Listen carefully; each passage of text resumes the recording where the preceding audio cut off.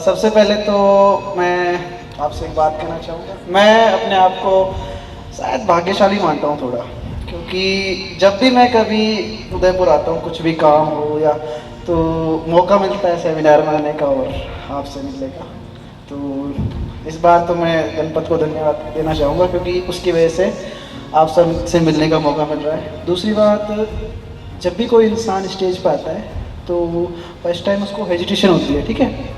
तो जो भी कोई स्टेज पर है तो रेस्पेक्ट किया करो उसकी, ठीक है। जैसे भी कुछ बच्चे होते हो हंसते वगैरह, जैसे कोई भी अगर स्टूडेंट हो वो अगर स्टेज पर आता है पहली बार तो नहीं बोल पाता, ठीक है। तो वेल, चलते हैं अपन बात पे। तो 2025 में आपकी तरह मैं भी कुछ सपने लेके आया था रॉयल उदयपुर में। आपकी तरह मैं भी बैठता था इधर आपके बीच में। तो जब मैं रॉयल में आया तो मेरे को एक सपना था कि मेरे को कॉलेज में नहीं पढ़ना। एक गवर्नमेंट जो कॉलेज होती है, मेरे को कभी नहीं पढ़ना उसमें, मेरे को जाना है अच्छी यूनिवर्सिटीज़ में। पहला मेरा ड्रीम था कि जो राजस्थान की 5 यूनिवर्सिटी है मैं उनमें जाऊं। फिर रॉयल में आया, उम्मीदें मिली, उम्मीदें कायम भी हुई, और फिर मेरा ड्रीम बना जीबीपीयूटी पंतनगर। जैसे कहते हैं ना कि अगर मैं आपसे पूछूं कि आप सब लोग रॉयल में ही क्यों हो इस टाइम पे, कोई और भी इंस्टीट्यूट है, स्कूल्स है, आप उधर भी तो जा सकते थे, लेकिन रॉयल ही क्यों? क्योंकि क्वालिटी मैटर करती है आपके। तो ऐसे ही यूनिवर्सिटी और कॉलेजों को मानते हैं अपन। अगर अच्छी यूनिवर्सिटी में जाओगे तो क्वालिटी की पढ़ाई मिलेगी, ठीक है। तो मैं ये नहीं कह रहा कि सॉरी हेजिटेशन होता है। अब वैसे तो मैं बहुत बार स्टेज ज्वाइन कर चुका हूँ, लगभग मेरा 4-5 बार है, लेकिन फिर भी 2-3 हज़ार बच्चों के सामने बोलना इट्स नॉट ईजी। तो देखो, अभी आप नए नए आए हो, लगभग सारे नए हो सारे। तो अभी आपके बैच चालू हो रहे हैं। सबसे पहला रहता है मन लगाना, इधर मन लगाना कैसे है, ठीक है। अब मैं ये नहीं कह रहा कि मैं भी भाई घर वालों से जिद करके आया था कि मुझे रॉयल ही जाना है, लेकिन क्या मेरा मन लगा था? नहीं लगता। तो सबसे पहले आप 10-15 दिन अपने मन को समझाओ, उसे बोलो कि हम बस पढ़ने आए हैं, ठीक है। उसके बाद अपन आ जाते पढ़ाई पे। कोई कुछ बच्चे होते हैं कि बोलते हैं कि हमसे पढ़ाई नहीं होती, हमें मोटिवेशन नहीं आता, तो मोटिवेट कर दो हमें, ये कर दो वो कर दो। तो देखो, पहली बात, आपको कोई मोटिवेट नहीं कर सकता। जो आपके अंदर खुद का मोटिवेशन है आप सिर्फ उसी से पढ़ सकते हो।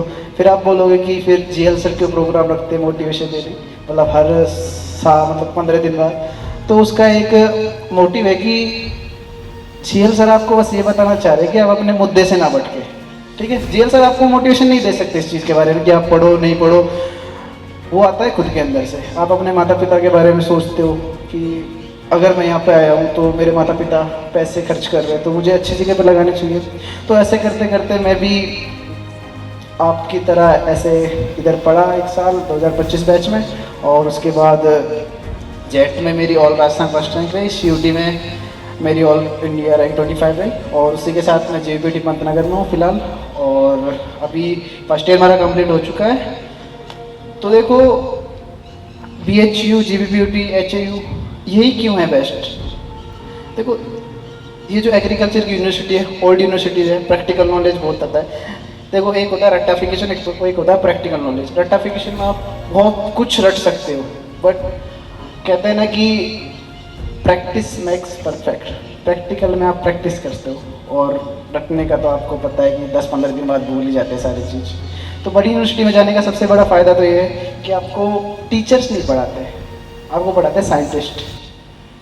जो रिसर्च करते हैं उसको आपको पढ़ाते हैं। और मेरे को याद है कि 3rd ईयर में अगर आप किसी भी यूनिवर्सिटी में जाते हो, टॉप यूनिवर्सिटी में, तो आपको एक खुद की क्रॉप मिलेगी प्रैक्टिकल करने के लिए। साइंटिस्ट आपको क्रॉप देंगे, वो बोलेंगे कि आप इस क्रॉप को उगाओ और हमें प्रोडक्शन करके बताओ कितना प्रोडक्शन होता है। तो बस बड़ी यूनिवर्सिटी में ये फ़ायदा है, प्रैक्टिकल नॉलेज बहुत ज़्यादा मिलता है। साइंटिस्ट पढ़ाते हैं, मोटिवेट करते हैं, सब कुछ होता है उधर, ठीक है। और तो कुछ नहीं, बस मौज करो और थोड़ा मन लगाओ और पढ़ो कम से कम 7-8 घंटे, बस। Thank you.